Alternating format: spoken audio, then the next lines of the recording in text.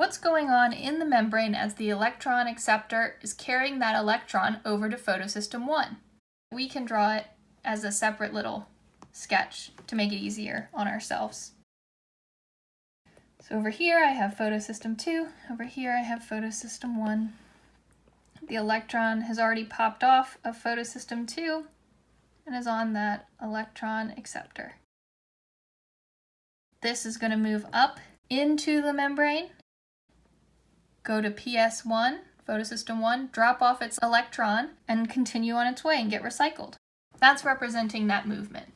We care about what's going on here. This electron acceptor, with its electron, by moving this through the membrane of the thylakoid, we pull in hydrogen ions.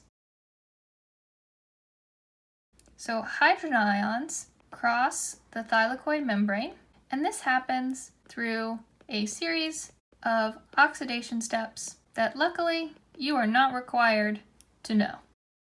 Now they're in the thylakoid space.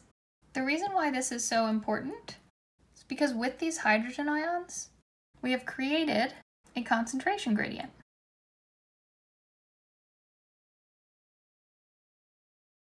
And so now we have more H+, or those hydrogen ions, in than out.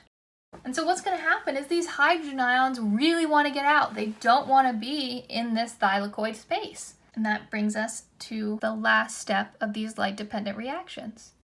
So I'm going to draw a thylakoid. So this is one of those pancakes again. Across the membrane, we have a bunch of these hydrogen ions.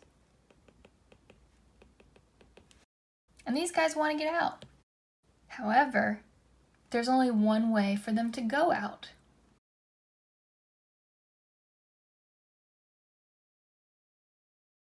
And it is through a large protein complex in the membrane, which pretty much looks like a column with a tire on the end. And this tire looking thing rotates when hydrogens go through it.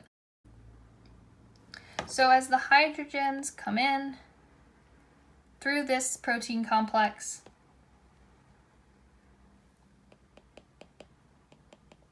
so hydrogens come in, and the movement of those hydrogens, because this has a positive charge and the hydrogens have a positive charge, so there's some repelling going on here. So the hydrogens come through and this is like, run away, and it just spins.